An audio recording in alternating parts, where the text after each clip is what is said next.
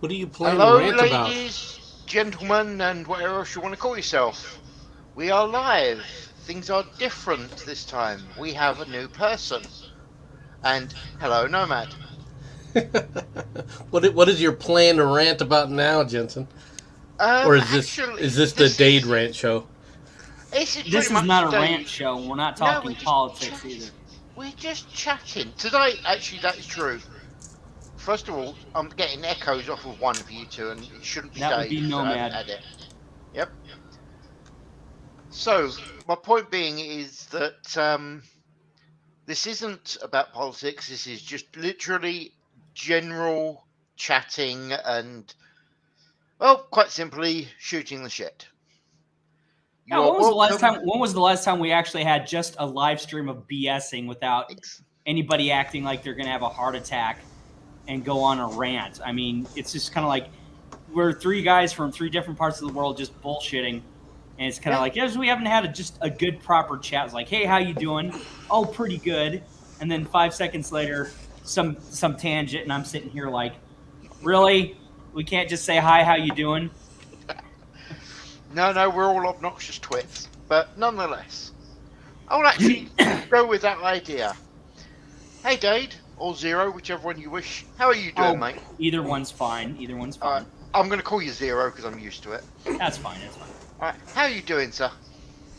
About pretty average. I had a neighbor who's suffering a midlife crisis. He turned 55 last month, and I had to go talk to him last night. Alright. And I'm not going to give details. It's just that for some reason he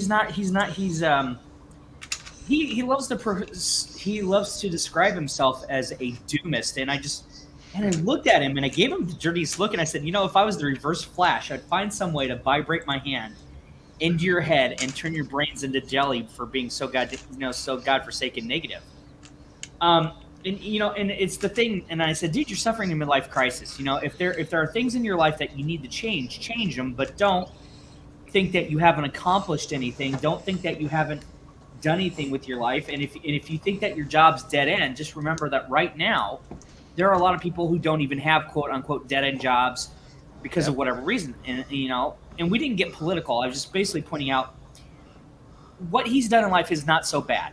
And at age 55, there's still many, many years ahead of him that he can do stuff.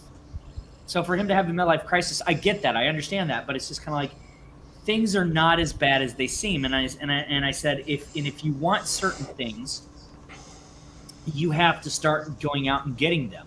Like he told me about one thing that I know he wouldn't care if I shared. He would run across old friends, and they would just kind of snub their noses at him. And I'm like, well, people do that. Are you going to let them? And apparently, he had never heard the term rent free. I said, are you going to let them live rent free in your head because they decide to do that, or are you going to move on with your life and realize that, hey, that part of my life is over. That's okay. I can move on to other things, and I can still. And he's just looking at me like, well, when did you become such a positive son of a bitch? I said, I'm not a positive son of a bitch. It's just kind of like I had my midlife crisis when I was in my 30s because I don't think I'm going to live past 60. And he goes, oh.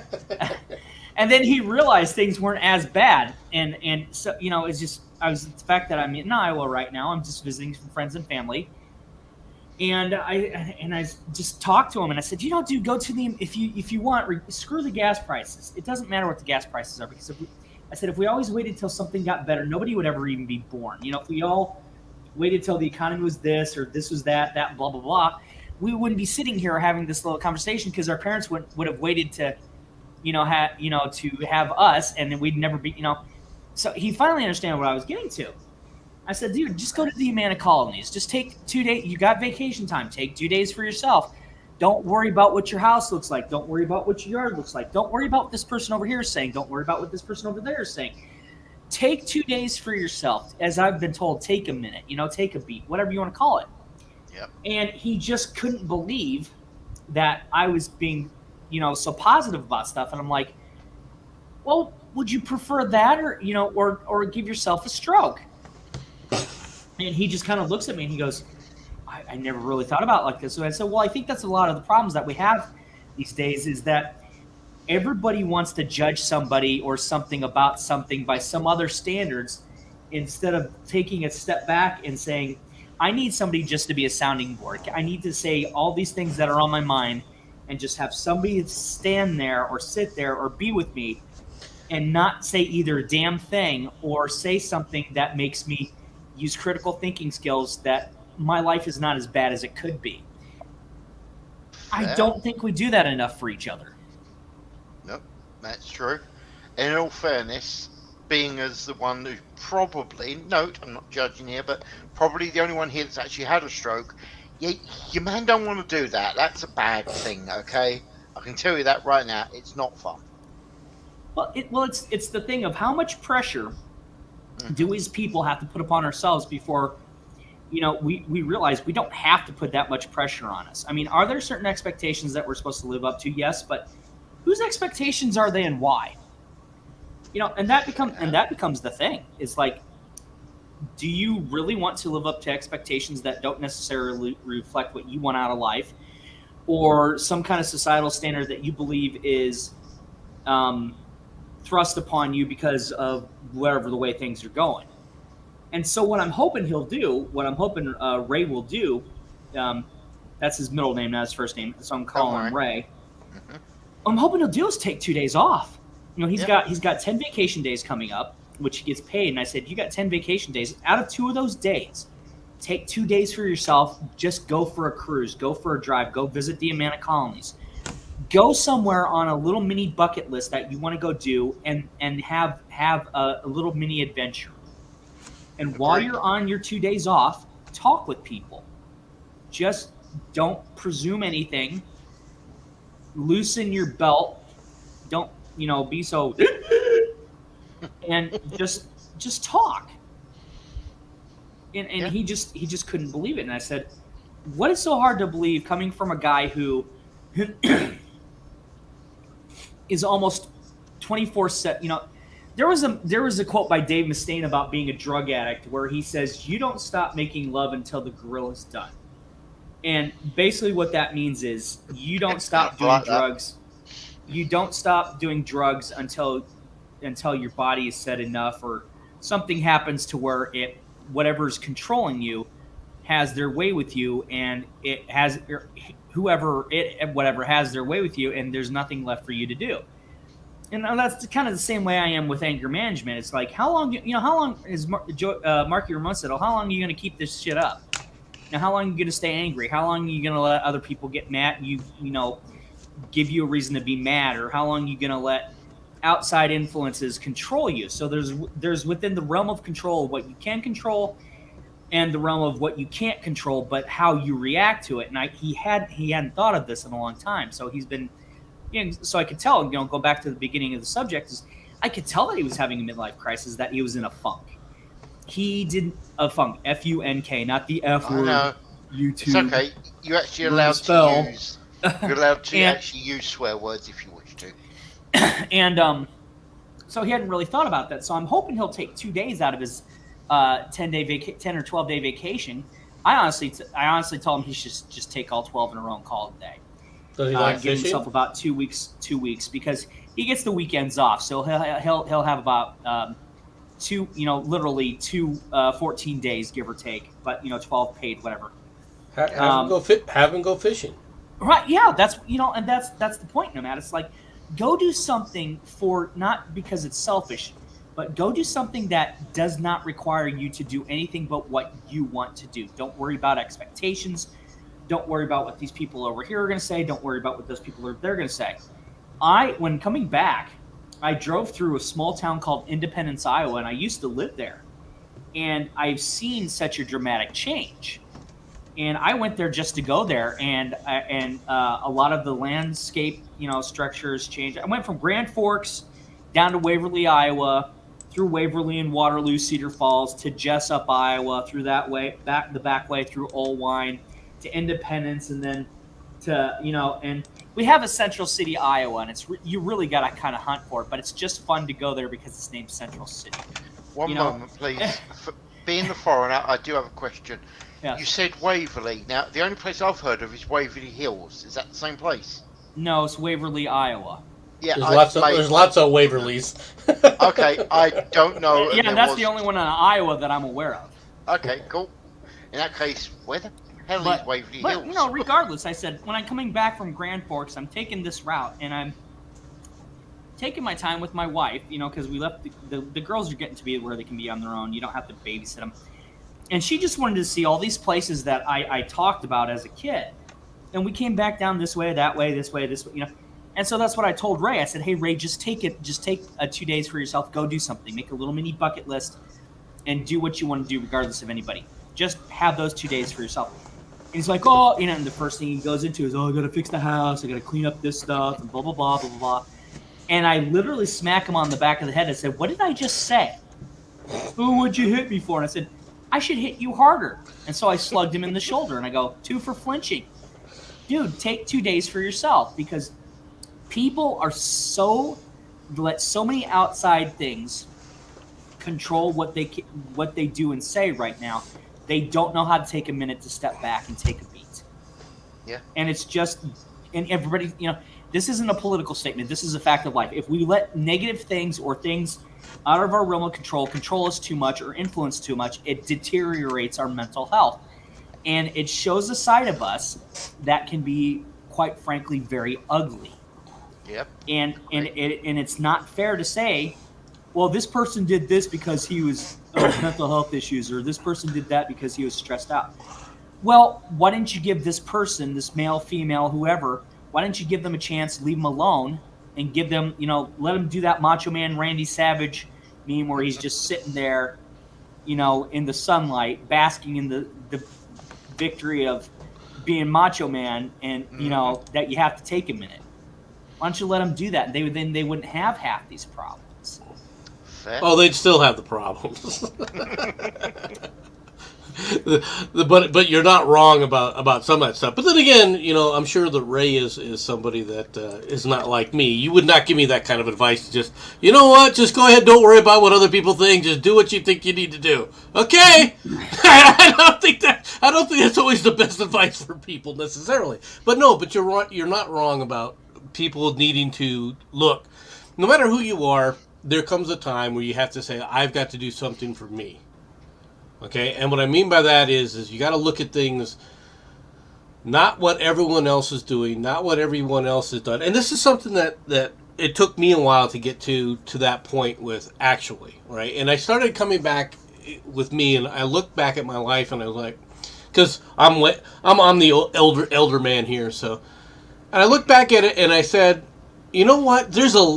For all the things that I supposedly didn't do, I've done far more than what people have throughout life. How many people have been on a farm? How many people have been in the military? How many people have you know, been to work and worked in jobs from you know, medical physicists to you know, just an intelligence career in the military, to all these different things that no one else has done. I've seen and I've been on every continent except for Australia. Right? And that's kind of the thing. He's not thinking like that. And I had to get him to understand that. It's not about what you haven't done. It's like, take a look back and appreciate what you have done. Yeah, and what's more is the one good thing that I have never gotten involved with or really suffered from is the worrying about the expectations of other people necessarily. Now, that, believe it or not, you take that too far, you get in other problems. Okay, yeah. Right, which was generally where I was where I ran into issues with people. But the reality is you can't, if people are quote unquote looking down on you, right? And especially if you have people that you thought of. Lie. I know there's a video of you doing that somewhere. He does have his whole porn channel thing, so it's quite possible. Yeah. That's how he's getting that six-pack. That six-pack. You know what's sad is I was on a ranch where they did inseminate cattle, but that's a separate issue. Luckily, I was never a part of that. But I mean, it was an interesting. It's interesting how they do Anyway. it. I was there to witness it. But no, you all these other experiences that you've had, and it was people are looking down on you now, right? The first thing you have to realize is maybe those people really weren't your friends. Really, right? Friends are, and this is something that you were talking about. You know, somebody needing to be a sounding board. Friends are always there to be a sounding board, right? Now, people can establish friendships across the internet. I've got a decent friendship with Jensen here, right? He puts up with me. I got a decent friendship with you. You put up with a lot of the dumbass shit. What's the difference? Cow, furry. What's the difference, buddy? Anyway. The reptilian scale. Anyway. I'm saying nothing. All right, but I know nothing. but I wonder whether or not in today's society, right, that people have forgotten what friendship really is. Yeah. And there comes a point, and you were talking, you didn't want to make this political, and I'm not trying to make this political, but that's one of the things that a lot of people can't even handle now, right? If somebody has a different politics or different political viewpoint than you, right, does that mean you sit up there and kick them to the curb and no longer have anything to do with them? No, Unfortunately, we're getting close to that point, all right, where people are like that, where that's becoming the go-to mentality of people. I can't be a friend of yours if you think like this. If somebody says that to you, they weren't a friend to begin with, in my opinion, Yep. right?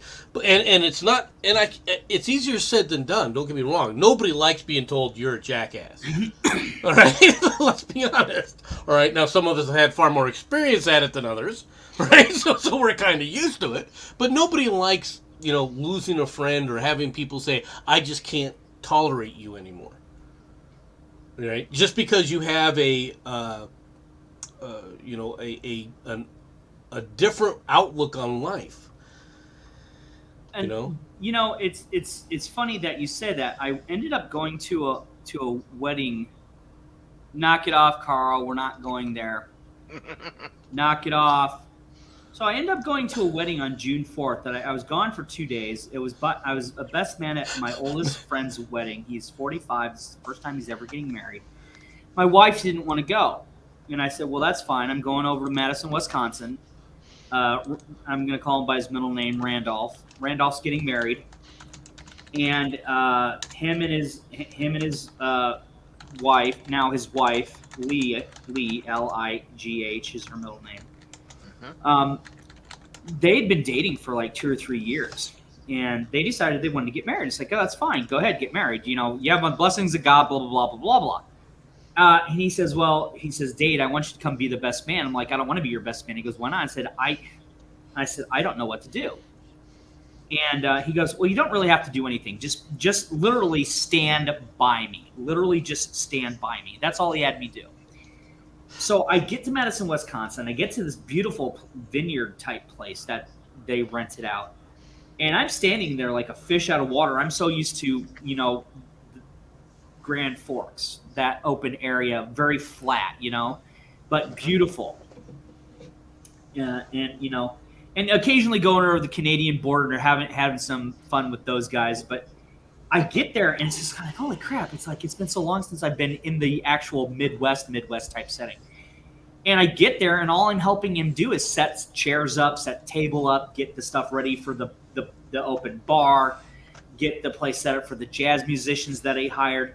And that's all we're doing for like 4 hours before the wedding. And I'm thinking, this is not your typical, and his bride was over there. She's like, oh yeah, I'm going to go over here and do this. I'm going to go over and do that, blah, blah, blah. And I'm thinking, and just like,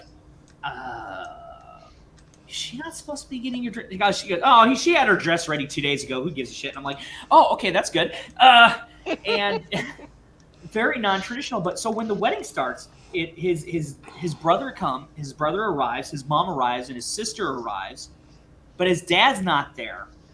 And I said, where the hell is your dad? He goes, oh, he's not invited. I'm like, I don't want to know. And he goes, no, you don't. And I was like, all right, that's fair, because it's his, it's his day as much as hers. So the wedding, and I'm just standing there. I'm literally just standing there. there's me and that's it. And on his bride side, it's his bride and the one gal, and that's it. There's no, big fancy. It's very to the point, and very simplistic, and very fun.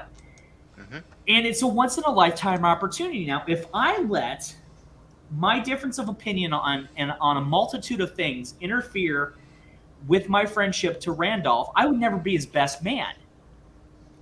His brother Nicholas, that's his, Nicholas, and his mom, they're very, hardcore left leaning Looney Tunes, but they're the ones that, they're basically the ones that they even said to me, say, yeah, Biden sucks and all this shit, but they're very 1960s classic JFK type liberals. The point is, if any of that ever offended me or I ever offended them, I would have never been the best man at this once in a lifetime opportunity. And that's what people are throwing away. It's not that they're going to weddings and stuff. It's the fact that they don't want to discern between things anymore, I guess, is what I'm getting to. And you waste life, as David Ellefson said once, you waste life opportunities, you waste business opportunities by letting certain things get in the way. Yep. Well, And I think a lot of people are doing that these days, and it's sad. Yeah, but what they're letting get in the way, right, is things that really have nothing to do with them. Exactly. And that's where a lot of this comes about. Is there's too much of a tendency in this society for other people to say, well, I know what's best for you come hell or high water. I'm not trying to be political. but letting people, so what if a guy is acting like a jackass, right? From a, not, but he's not harming anybody. Somebody wants to be a jackass and not harm anybody, that's on them. Now, that doesn't mean that you if somebody comes up to that person and says, "Hey, you're a jackass," that you need to get involved or respond to that either. I mean, it takes two to tango, right? But at the same time, just there are things about when somebody makes an offhanded comment, let it go. Yeah. Right. It doesn't mean that you agree with it, right? And if you think that you have to say something, well, take a look before you do that. You might want to think about taking a look at yourself and saying, am I doing this because I'm acting like an activist, or am I doing this for a different reason? Right? Well, that goes back to what I was telling Ray. It's just like there are things you can, within your realm of control, that you can control, and there are things that are that are outside of your realm of control that you can react to. It becomes mentally. Let me think. Let me hold on. My brain has the idea, but I can't speak clean and proper enough.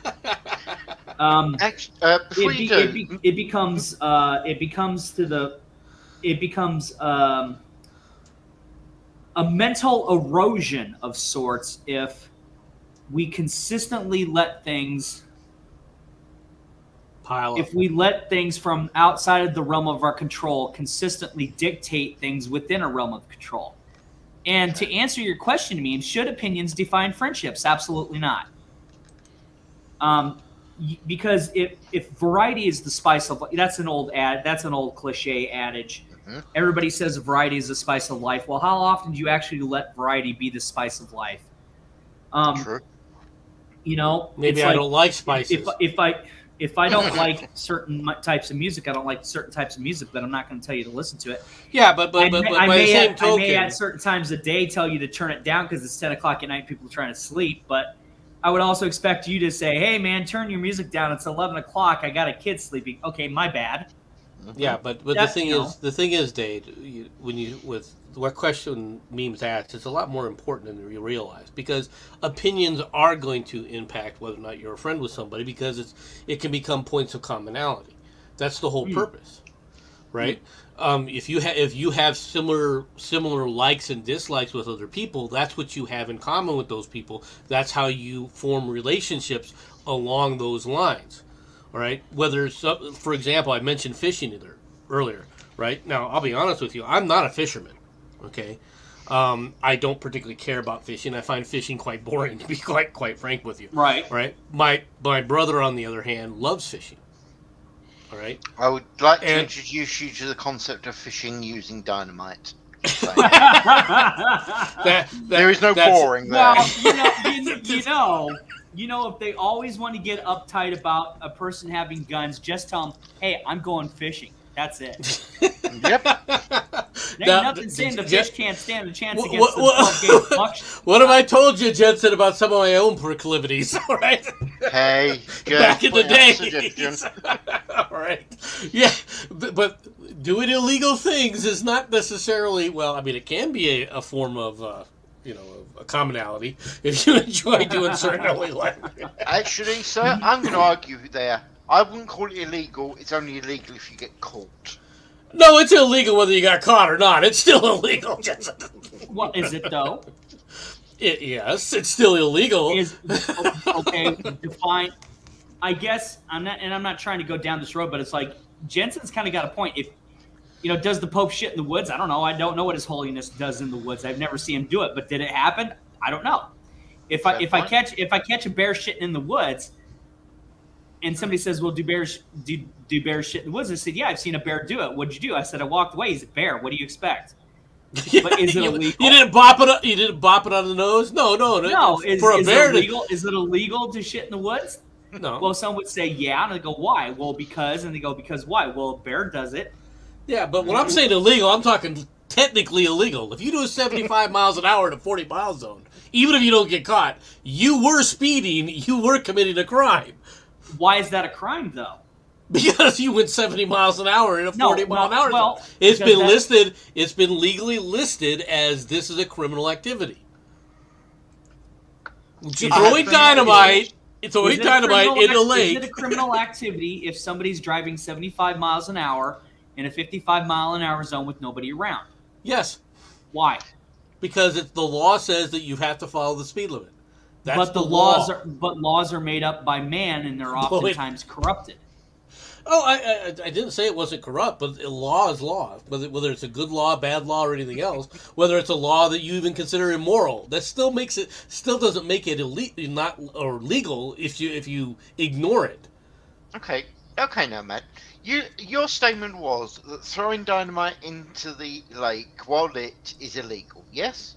It is illegal in most states in the union. Yes. So what if I drop it? What if you drop I it? didn't throw it. What? I could drop the dynamite. I mean, Yeah. I didn't throw it. Did No. you light it? Did you light it with the intention of it going in the water, all right, to blow up the fish? No, I was going to throw it at the birds. There you The go. fish he tripped and it just fell in the water. That's all. Yes, that's the excuse I'm going to stick with. There's a lot of things you do accidentally that are still illegal too, Jensen. Also, Remember true. that. yeah, that is actually a thing. But And like I said, just there are immoral laws out there that people on moral grounds refuse, find abhorrent. And if people ignore those laws, it doesn't make it legal that they're ignoring those laws. There's a lot of police officers who see somebody jaywalking across the street, but they don't arrest that individual. Does that mean that individual didn't do anything illegal? No, they did something illegal. If you actually dropped it on a source of a fire before it bounced in the lake. It's the same thing it's the same thing that you pull up to a four-way stop in the middle of a county road in Iowa, for example, and there's nobody around, and do you stop and wait? Or do you say, well, there's nobody around, screw it, and then next thing you know, woo! It's like, where the fuck did you come from? Oh, I was hiding over in the bushes. Why? Were you bored, obviously?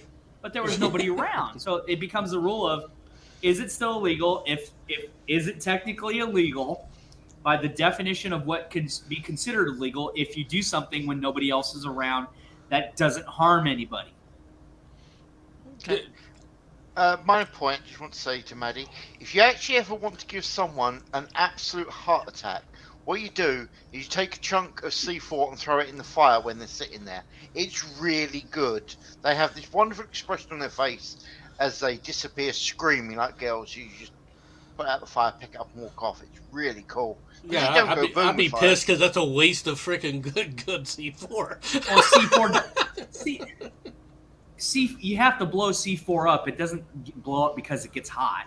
I know. Well, I know. it's both. electrical You need charge. both. You need Yeah. both to actually set it off. It needs to be heated and a shock. Now the shock can create enough heat, enough pressure to cause the Right, cascade. and that's not, it's like in Rush Hour. I always get a chuckle when Chris Tucker shoots that car and it blows up. I'm like, that's not how C4 works. No, it's not. Now C2 will do that. Yeah, C2 most definitely will.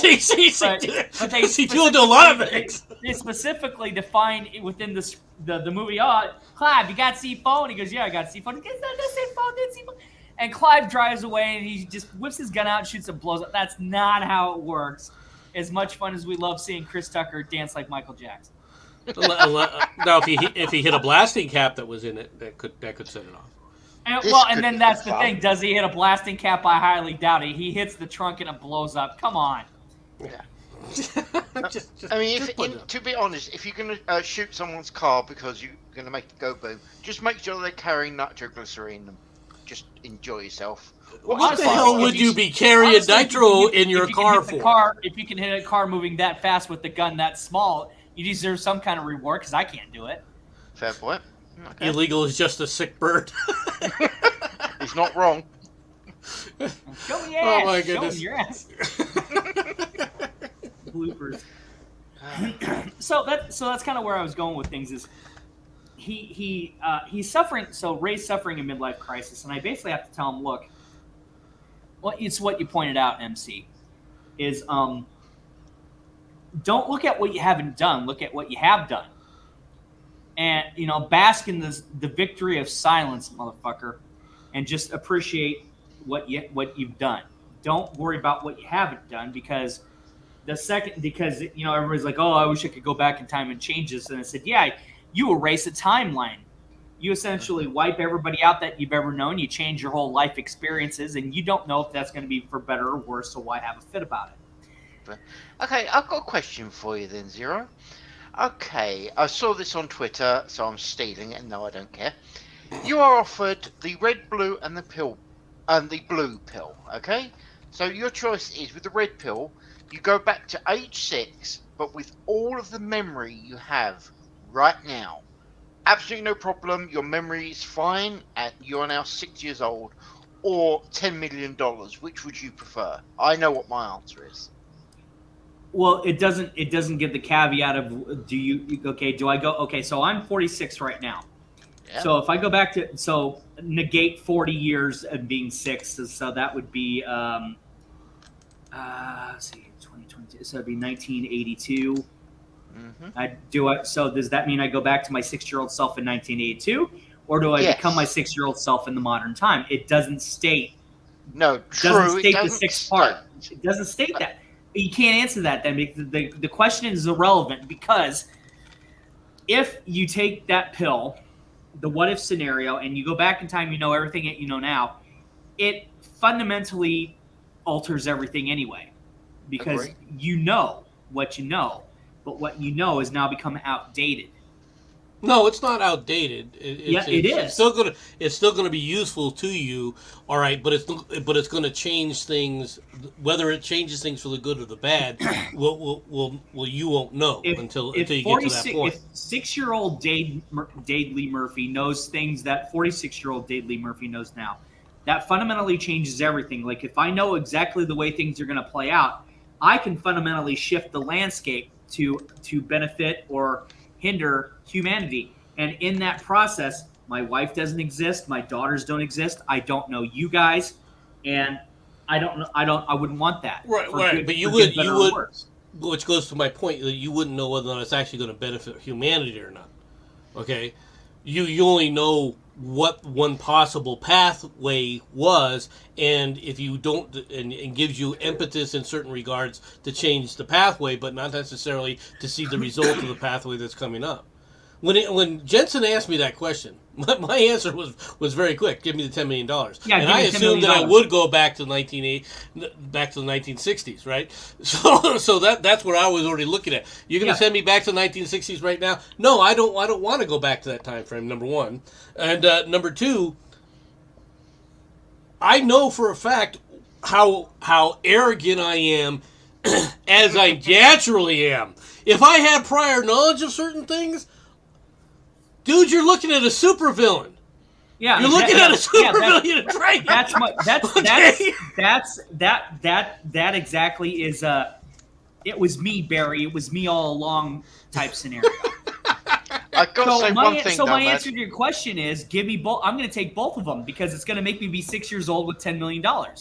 That would be nice, but and it doesn't say that I can't do that, and it doesn't specify that I won't become a 6-year-old version of myself.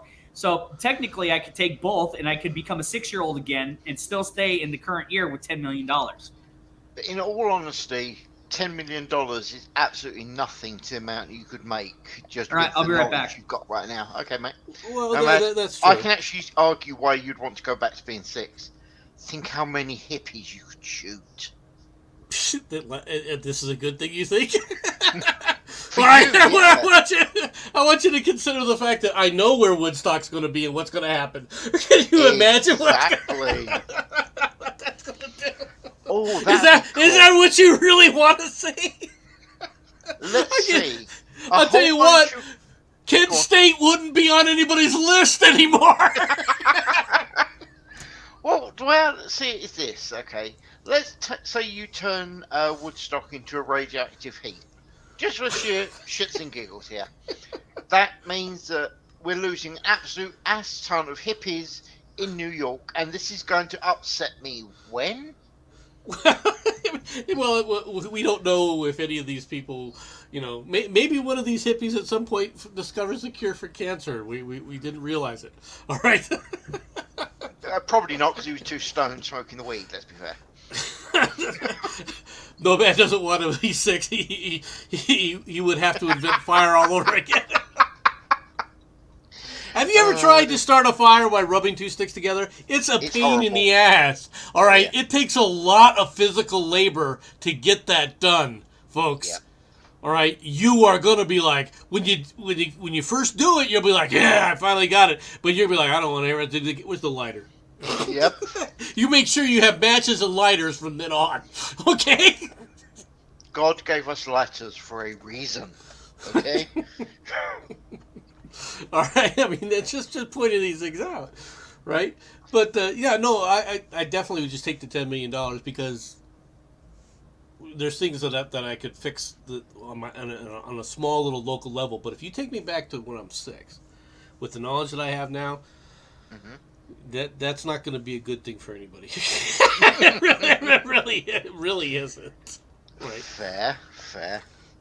As I said to you, you know why I'd go back, but that's because, Well, your situation is quite a bit different, right? Yes. But I can understand your reasoning behind that.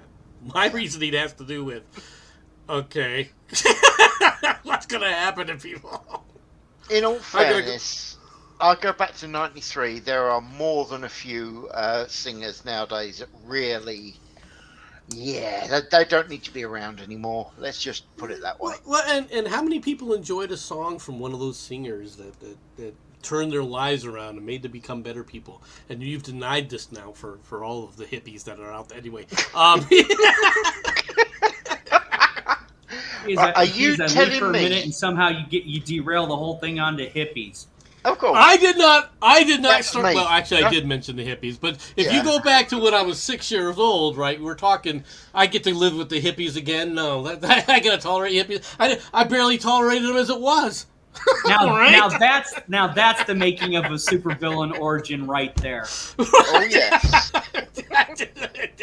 I told you, didn't I? You did. I still like your idea of Woodstock, though. I utterly support that. So, one problem, actually, no. I've been thinking about it. No, you can't actually do that. Not to Woodstock. I mean, come on. Do you really want to get rid?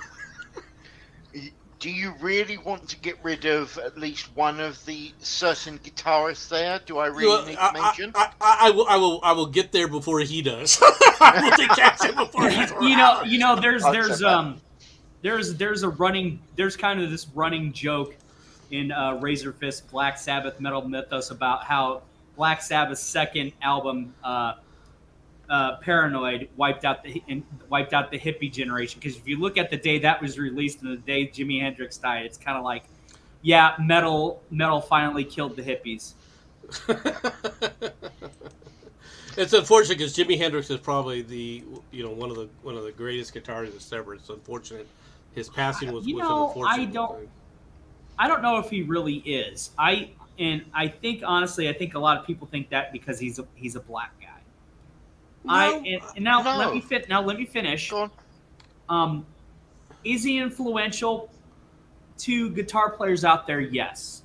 Did he bring something to the table? Absolutely. I mean, he's one of the very few people that has ever existed that was actually able to play left-handed and played better than his contemporaries at a time, because he did, as Doc Brown would say, he thought fourth dimensionally, Marty. But all in all, his records were average. His music was average. That may only be me saying this because I come from after the fact of the time they came into existence. Yeah, I think that what you're not taking, well, what I think, all right, about Jimi Hendrix has to do with the fact that a lot of what he did became the basis for everything else. All right, because it was so innovative at the time. He was an innovator with the guitar at a time period when most people were just putting simple riffs out there. All right, and I think that a lot of the bands who started to explore that, all right, owe that to Jimi Hendrix. Like the Doors. I don't think the Doors would exist. All right, sure, Jim Morrison was there, but I don't think the Doors' music would have existed if it wasn't for the idea of how to explore that was presented by Jimi Hendrix, right? Yeah. Which is one of the reasons why I held him in such high esteem. Okay, now Hendrix, but that doesn't mean that all of those artists were worth the shit. Okay. All right. There's a lot of them that I really don't care about. Granted, Dylan is a good poet, but I was never a fan of Dylan's music for the most part. Oh, he can't sing, not by any stretch of imagination. All right. Janis Joplin could fall off the damn bridge, as far as I'm concerned. All right. Well, see, it's not like I wouldn't be there with a pole holding her into the water either. But that's a separate issue. See that, and that's kind of how I feel about the Beatles. Everybody's like, "Oh, the Beatles are so influential." I hate the Beatles. I always thought Ringo did better by himself. I thought Paul did better by himself, and I thought George did better by themselves. And they've got the records to prove it. But John Lennon, he was garbage. He was just a garbage human being, and he was overrated. And if you could have got somebody else in there besides John Lennon, the Beatles still would have been the Beatles, and I think we still would have had the music we had. I mean, I like the Yellow Submarine, but honestly, without Ringo Starr, the Yellow Submarine wouldn't exist. Well, that's true, but I think that John Lennon was talented as a songwriter. I think the problem with John Lennon is that everyone's got this view that he's a selfless, wonderful human being, when in reality he was a self-centered, asshole who did everything to maximize his own pleasure in life. All right, he was a hedonist. Okay, he truly was. Sorry, mate. Carl has an opinion on our guitarist suggestion. Unfortunately, I only know the name Eddie Van Halen, so I'm just going to have to trust you guys. Really? Do you know who these other people are? Since I'm a little more of a music aficionado in the realms of rock and metal, Eddie Van Halen, Steve Miller Band, Steve Vai, Yngwie Malmsteen, Joe Satriani, and all those guys were inspired, and Kirk Hammett, even though I think Dave Mustaine is an infinitely better guitarist, all those guys were inspired by Jimi Hendrix. And I'm not saying Jimi Hendrix wasn't inspirational. I just don't think he was as good as people think he was. And again, that's only because I'm from the age of after his music came out. Right. Yes. I would agree with that. You know, I agree with your statement but he gave them a platform to expand Exactly. upon which people could expand, and that to me was critical. All right. Now Eddie Van Halen, I mean, let's be honest, he did extend it by leaps and bounds. Guitar work. Okay. There's a lot. I've got a lot of respect for him as well when it comes to that, but a lot of that has to go back to, all right, the fact that let's explore what else you can do with a guitar rather than just country strumming, Right. right? And which is what most of the people were dealing with. A lot of what they call the guitar solo now was inspired by Hendrix, all right. Well, anyway, a lot of that I don't want to overemphasize things. No, I'm saying a lot of that was also more inspired by the Delta blues and jazz. Yes. You know, and that's the thing a lot of people don't take into effect is everything builds upon everything else. Yes. Black Sabbath is the innovator of heavy metal. People need to accept this, but Sabbath was also a blues band more than a metal band, more than anything. Ozzy was always a blues singer. Ryan James Dio, rest his soul, he was the metal singer. But you know, everything builds upon everybody, builds upon everything. So to say one person is this, one person is that, more than everybody else, that's kind of where I had the problem with Hendrix. Not as a human being, not that he wasn't good. He was good for his time, and he gave us guys like Steve Vai and Joe Satriani and Marty Friedman and people I look up to. But he was inspired by Robert Johnson and all those guys that came before him, regardless of their skin tone. Well, and, sure, and people don't admit that, and people don't want to say that. They don't. They always think, "Oh, Hendrix is the best," and I go, "No, he wasn't. He was okay for his time, and he's still okay now." But again, define greatness. I think every generation thinks somebody from their generation is the best. Well, I think that's probably an accurate assessment because it's what's best for around them that they've seen.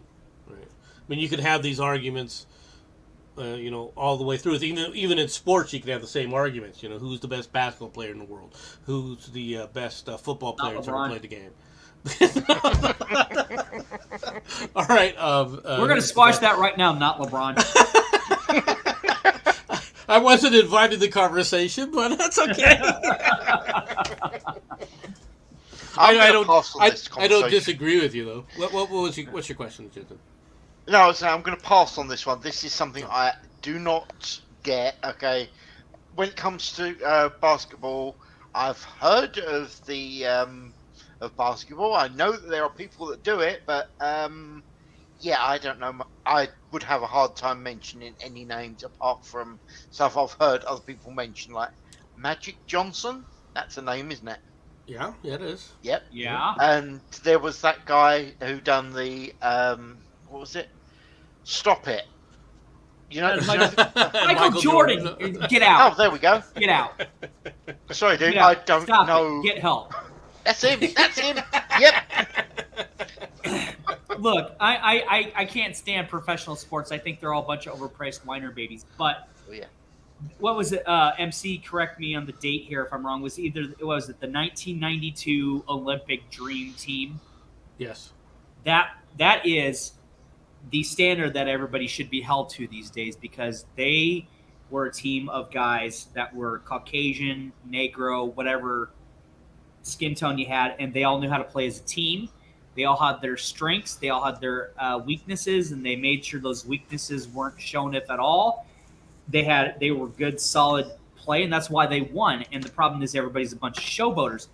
Well, that's kind of like going back to a lot of other things is they did certain things first. Just because they did certain things first doesn't necessarily make them the best.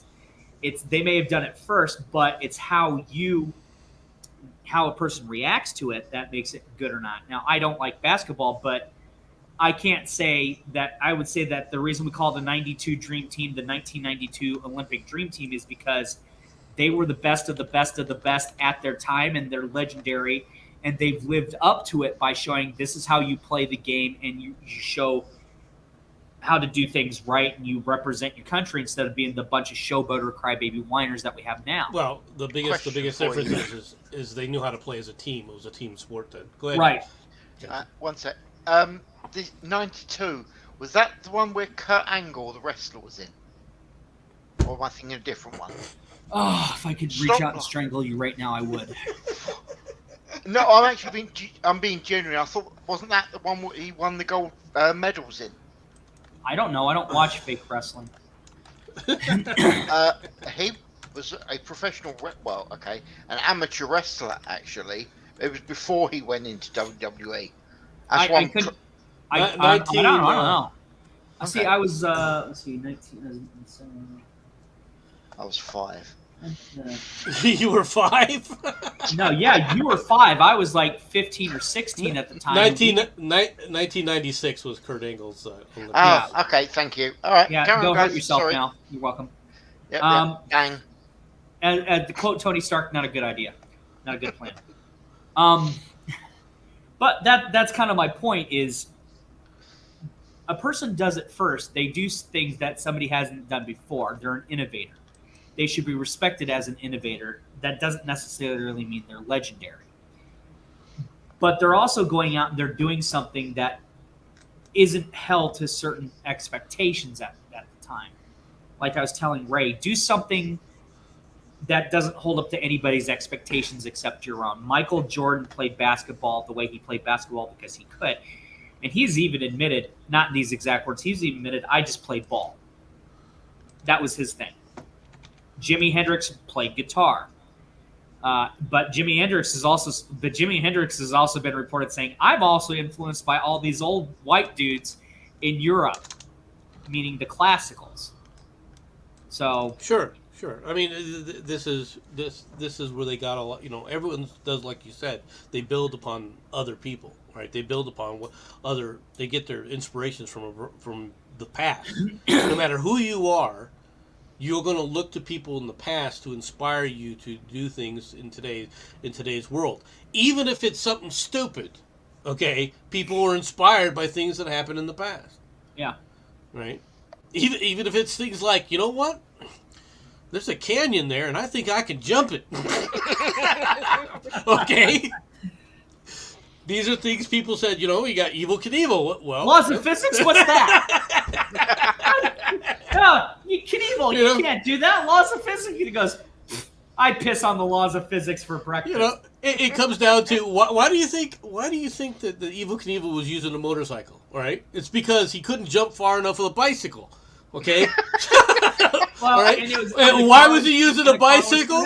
Because he couldn't jump far enough when he was running. Okay, it's a real simple thing. It's a progression of where we go with things. All right. Let's be honest. That's what it comes down to. How many people, mankind, until the advent, right, of the balloon, always wanted to try and figure out a way to fly. Yeah. Okay. And then came the hot air balloon, but that wasn't good enough. So then they came up with gliders, and that wasn't good enough. Okay? Mm-hmm. Now we have powered flight. That ain't good enough. Put a jet engine on that. That still ain't good enough. Well, let's put a rocket on it. Let's get it outer space. Still, even to this day, is it good enough? No! It all started with the guy who goes, I wish I could fly and catch that bird and eat it. But you forgot one vital important thing. There was some idiot who said, "Oh, I can fly. Put me in that catapult." Okay. It's still not good enough. That is true. Well, I will remind that looked like that hurt. There is a genius. Oh no, it's fine. The mountain got in the way, but I'm all right. How are you? Who went up to the edge of space and thought, let's jump out and see how long it takes. Just remember this, there was a genius that did that. It says so very much about his intelligence. It's just because you can do something doesn't mean you should. And it doesn't mean that it couldn't be done. It just depends on, the timing of everything. Risk assessment. And this is what I was trying to tell Ray. What is worth your risk assessment? What is the risk assessment worth to you? Is it worth doing because you want to do it? Do you want to do it at all? Do you have that bucket list of things you want to do? And people say, well, you should. Well, screw them. Why not do it? Something for MC to see. Steel framed BMX bike will make a comeback when railguns are converted to games. Yeah, that's coming. You can see it happening, though, can't you? All right, first of all, anybody who's watched Rollerball, okay, the first Either thing you think version. is, oh yeah, either one. You're like, this looks interesting because you see it as a sport. It's like this is a sport people get. To hell with all the other, the geopolitical nonsense that they're trying to preach about it. That game looks like it'd be fun. Yeah. Okay, not taking the hits, but but the way they were playing the thing, it made you think, wow, man, this would be cool. Let's take a roller rink and put a motorcycle in it. What could go wrong? All right. Well, that's how we got American Gladiators. Yeah. And has it stopped? No. That went to a ninja. What is it? What was that ninja show that they had where they? I they fucking tried hate American American Ninja. Ninja. They just are not American Ninja, the one where the like modern ninja, the Japan version when they first started doing it. MXC, most extreme You know. legend. Let's go. Hi, I'm Kenny Blankenship, and I'm talking here for Vic Romano. What are you doing, Vic? Oh, nothing. It's like, don't get eliminated. Yeah, okay. Well, you got to admit, I mean, these things were. No one has watched Rollerball. Go out and rent it, folks. How do you think I know that it has James Caan in it? That's because I've seen it. James film. Caan actually did a decent role in that. Actually, he actually did an okay job. But it's going all the way back to the beginning of the discussion when I was telling Ray, if you want to go out, if you're looking at things as he calls himself a doomist, and I said you got to stop that. If you're going to consistently look at things about what you didn't do, and you're not going to bother looking at things you've done do, then why are you even looking at things at all? And I'm your friend, and I'm telling you, stop looking at things in that manner. You're asking me for feedback as your sounding board, and I'm saying stop looking at stuff that you can't do and start looking at stuff that you want to do, because there's nothing that says you can't do it. Oh, the gas price is too high. So what? If gas prices and things like the Black Death were of such prevalence in human society, we wouldn't exist. It doesn't. The Black Death didn't stop guys from going out and railing a bunch of girls and girls saying, "Oh, I'm horny." Oh, the Black Death. Yeah, I don't give a shit. I want to get laid. They weren't looking at that as much as I need food. Well, I'm a peasant and I'm starving. But that's my point. Certain things you can't let certain things stop you. Oh, gas prices is getting up to $5 a gallon. Shit, go do something while you've got time, because what if it's like I lunch. said to him, what if gas prices are $7.50 tomorrow? I go, well, do something while it's only give or take $4.75 to $5 a gallon now, because you may not get the opportunity, and then you're going to look back and say, I should have done something. Should we do something? I should do something. And you'll consistently do that to yourself. You'll have another thing on your list of I didn't do something, instead of saying I've got another thing on my list of I did something. Yeah. Well, a lot of that stuff is it really worth the effort, right? I mean, I hate to say that, but there's very few things that come down to, and you look back at it, go, really, was that worth it? I did something that I wanted to do. I've had it in my mind for, well, many of you guys probably, you're too young for this, but there's a lot of things, Really? right? When you're thinking, this is going to be so awesome when I do this. This is going to be perfect. I really want to do this. And you get there, or you see this, and you do it, and you're like, yeah. The only time I ever had that expression is likewise when I wanted to learn to drive a car. I'm like, I want to drive a car. I want to be able to go out and do this. And then I got my driver's license. Like, wait a minute, I got to pay car insurance?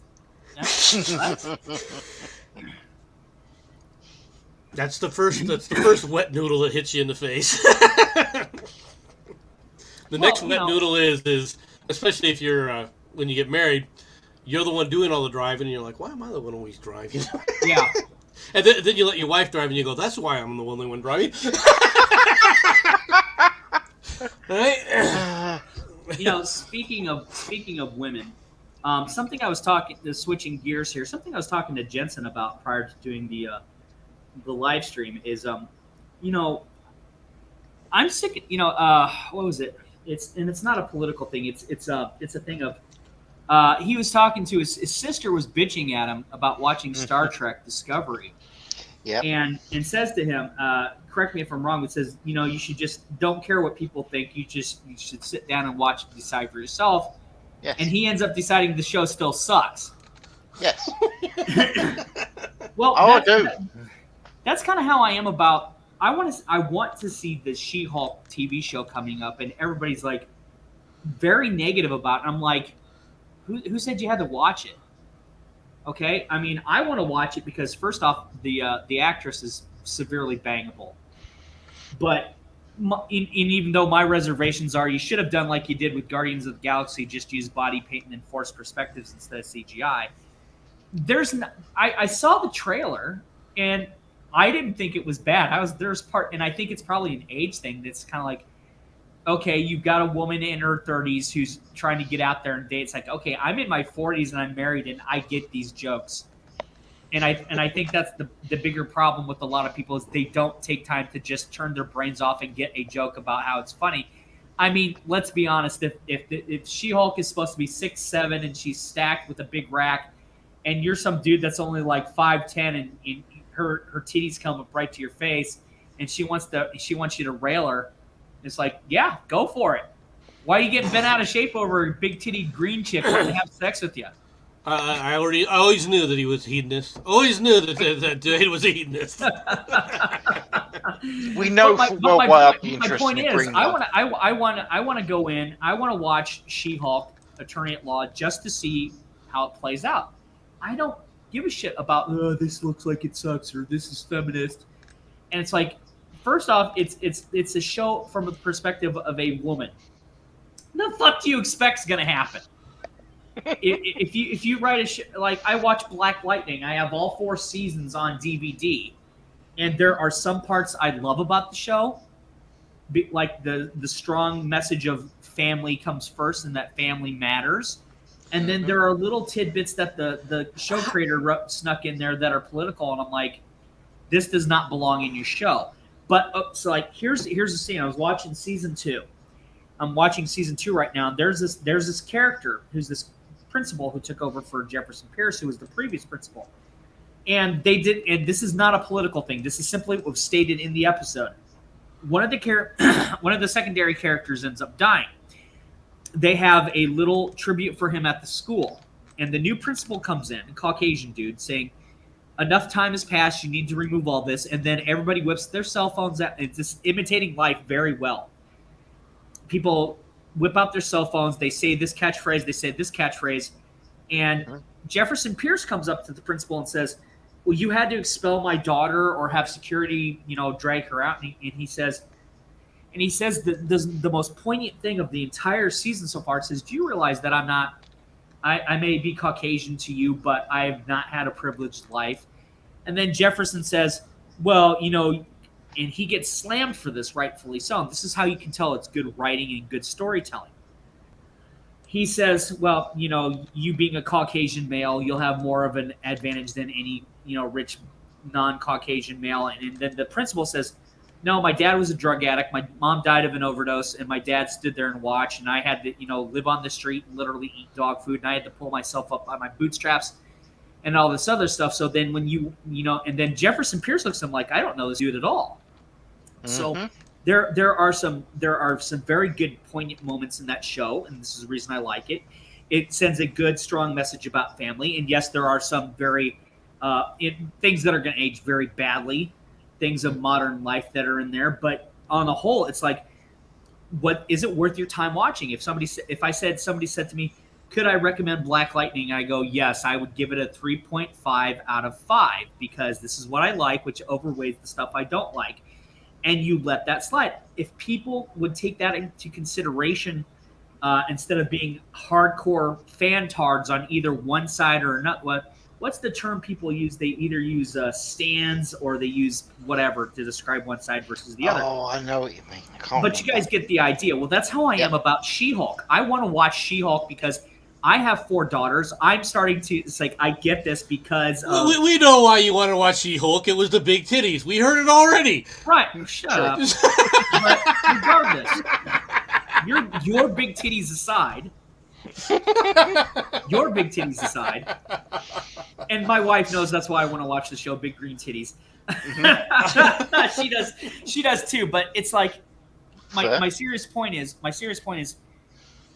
people need to, is it something worth your time? I think it's going to be worth my time to watch, and I wish people would get their heads out of their asses long enough, which they won't, and stop trying to put something that's out of my realm of control to within my realm of control, or trying to take away things within my realm of control. It's like when Jensen's sister said, well, Jensen's like, I don't like Star Trek Discovery because of, whatever reason.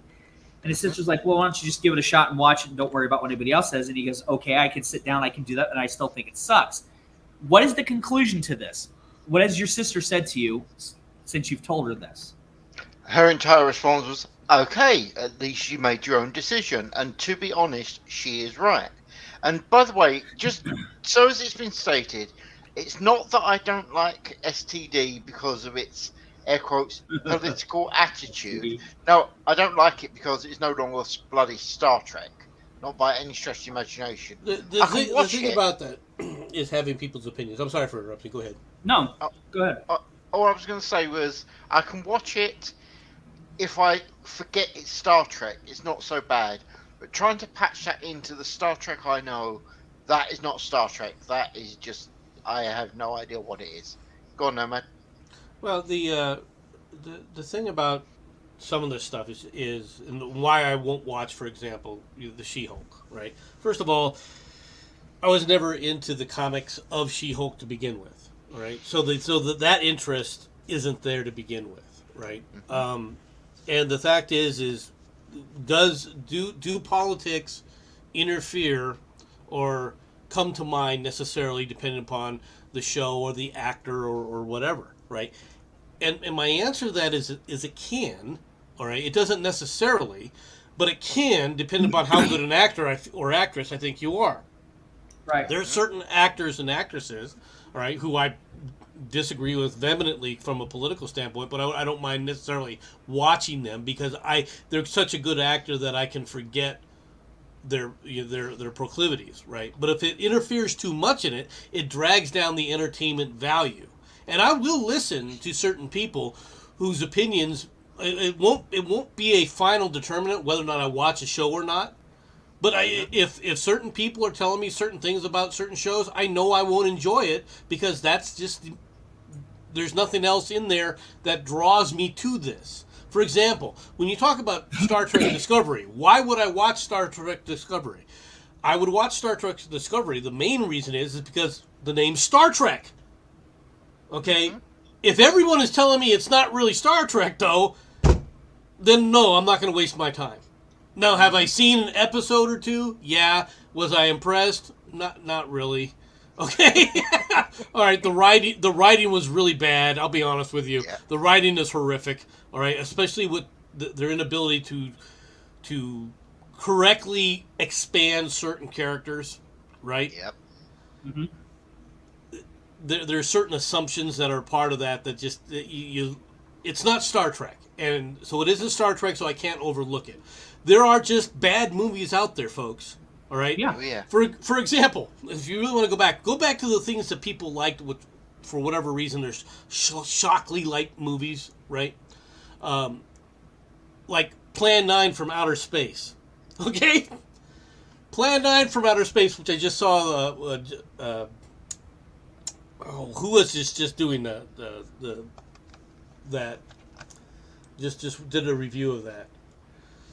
I don't know. Don't know, but I'm hoping I'll understand what this Plan 9 from Outer Space is at some point. It's an old B movie with Bela Lugosi in it, right? But it's horrible. It's horrible. You can literally read horrible. The Wikipedia. You can literally read the Wikipedia entry, and that's the movie. Oh wow! Okay. Yeah, it's meant to be bad. Okay, all right. It's a B movie to be a B movie, but I don't know if it's right. Meant to be bad as it is. It's meant to be. Ed Wood has come out and said it's meant to be bad. I think that he's just trying to cover himself. To be honest, I'll be frank with you. I think he's trying to cover some of the things that he did. That's probably true on that aspect too. but getting back to what you were saying about Star Trek and She-Hulk. Well, that's the thing. When I was a kid, I read the John Byrne run of the She-Hulk comics, where it was intentionally funny, and on the cover she's like, "Yeah, buy my comic, or I'll come over and rip up all your X-Men and all that shit." That's the vibe I'm getting. That's the vibe. I've read those comics, so that's the vibe I'm getting from the trailer. And it's like, oh my god, this reminds me of the John Byrne era of She-Hulk, where she's intentionally having to put up with all these.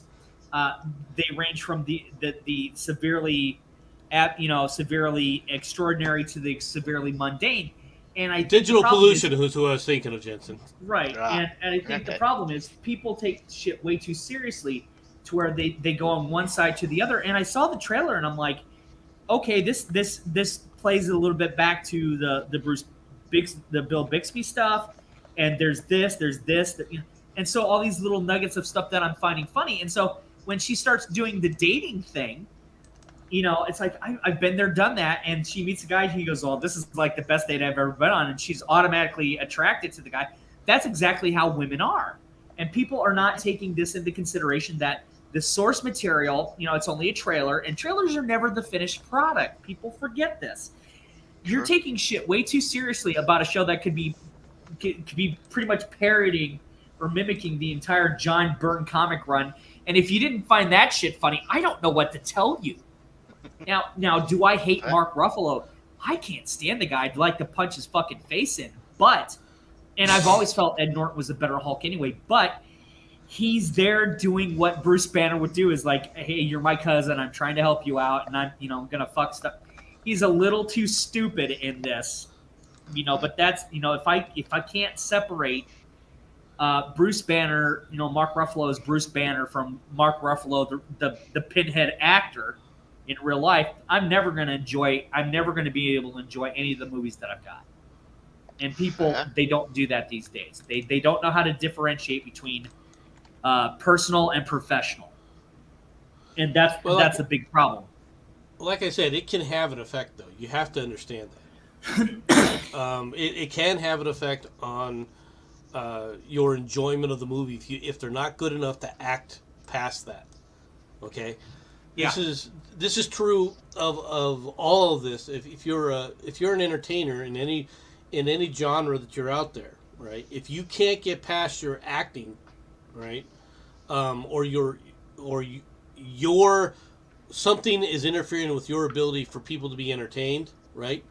Mm-hmm. If you're losing that entertainment value, I'm sorry. It is what it is.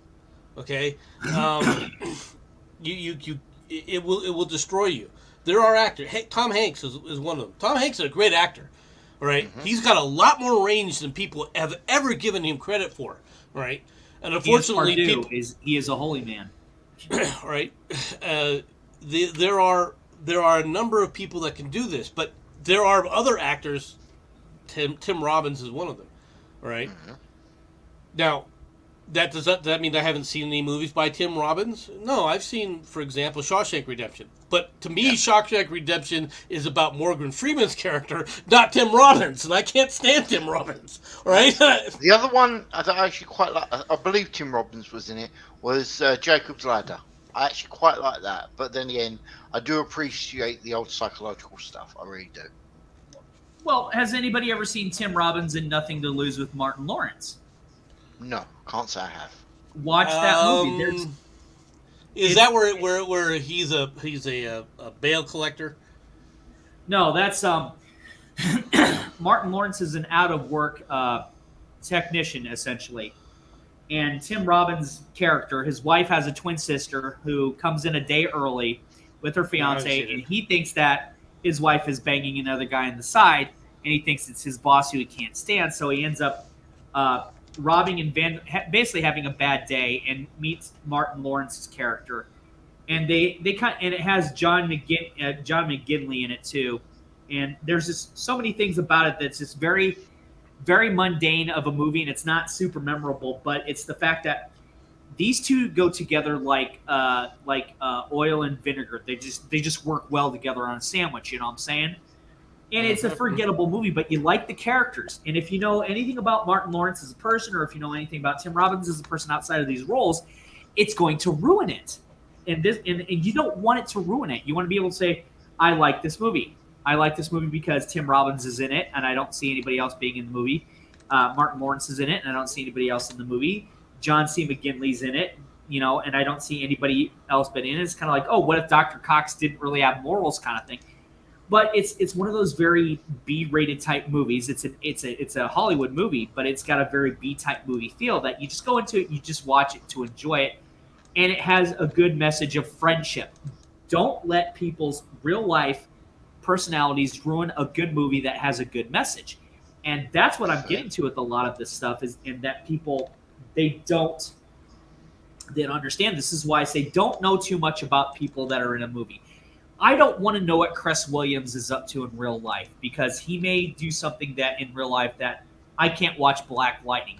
Now, James Remar's in Black Lightning, and I love James Remar. I loved him in Dexter. I loved him in Mortal Kombat. I loved him in The Warriors. Everything that James Remar has been in that I've watched, I like. But I've also looked into James Remar as a person, and I've said, I don't agree with that. But then I realized, okay, that's not fair because I don't know James Remar as a person. I don't know Cress Williams personally. I don't know Mark Ruffalo personally. But the problem is, again, Mark Ruffalo's too outspoken on certain things. If you can't start separating that kind of stuff, if you can't start separating that kind of stuff from the professional and the personal, you're going to hate everything. And I don't want to hate everything. It gets tiring. Question for you. Do you know who Ezra Miller is? Oh, I know about that fruitcake. Okay. Have you seen how much they're actually after him now?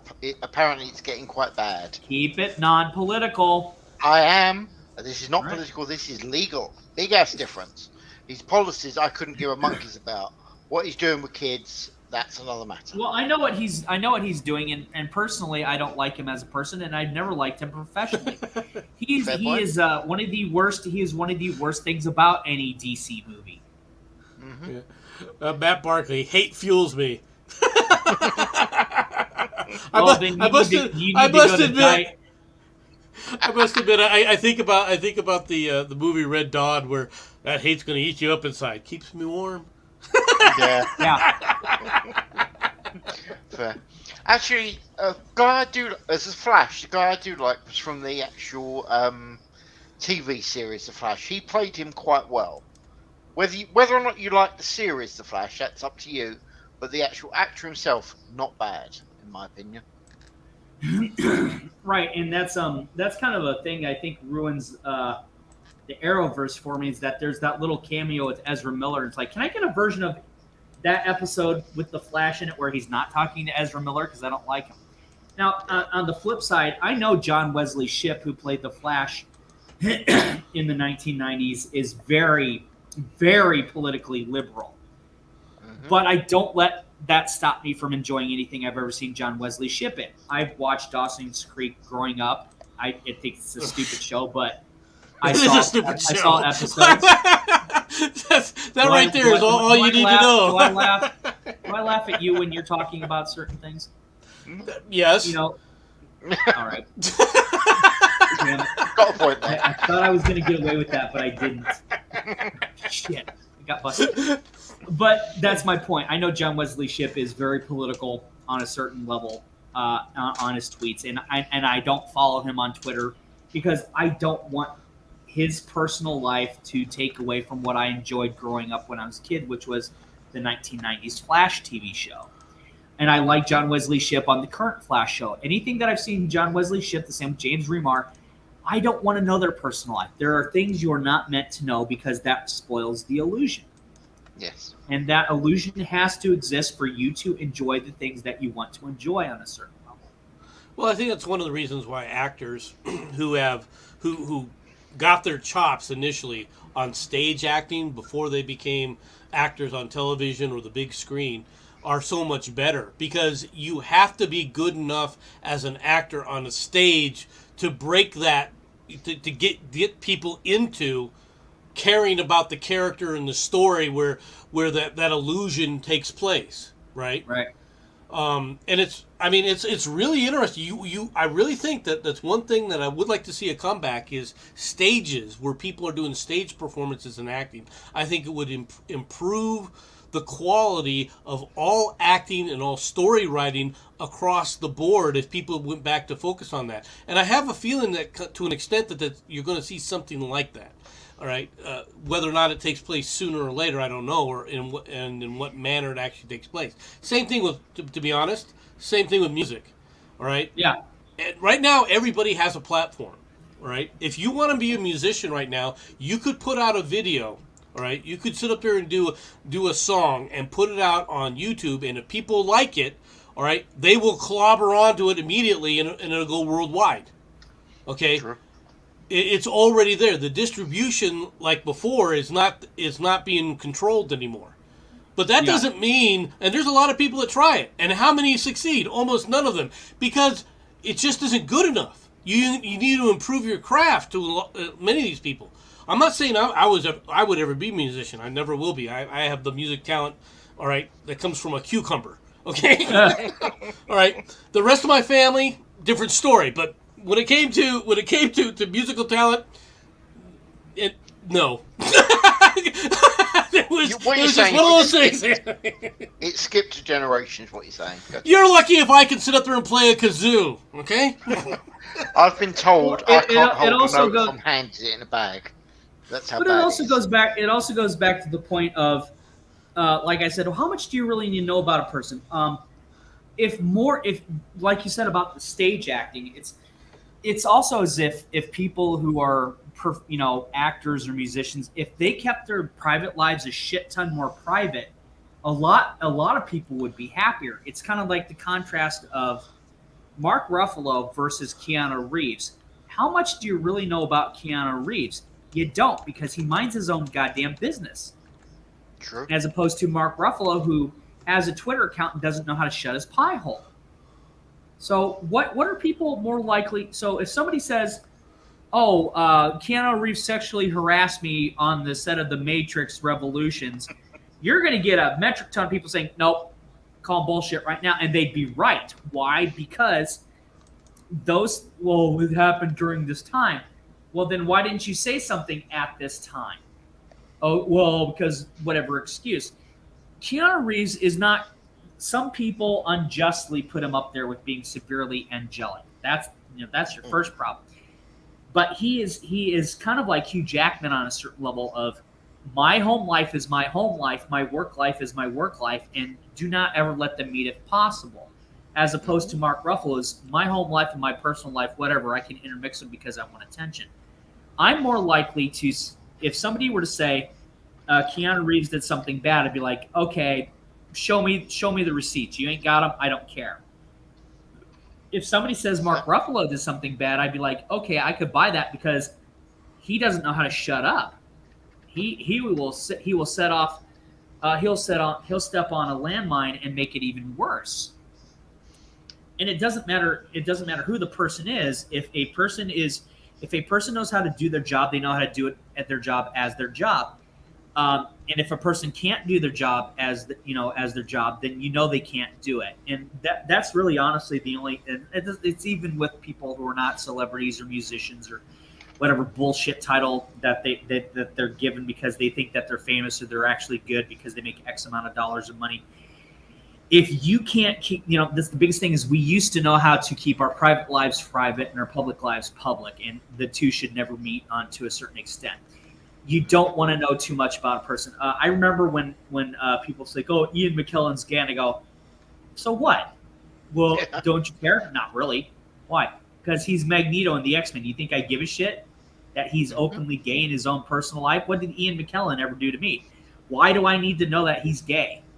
Well, because everybody knows. I don't care that everybody knows. Ian McKellen has never come up to me and said, "Hey, Dade, I want to know something intricately personal about you." No, mind your own business, old man. Okay. Yeah. Well, makes sense. I've got no problem with that. Oh, well. Anyway, it's been now on 23 minutes. I think we'll bring it to a gentle close there. Thank you very much for coming on, gentlemen. Nomad, do you have any final words you wish to say? No, I'm good. Thank you. Okay. Dave, do you have any final words you'd like to say to the people? Yeah, you need to change your name back to MC. This nomad shit doesn't fly. No, it's staying as Nomad.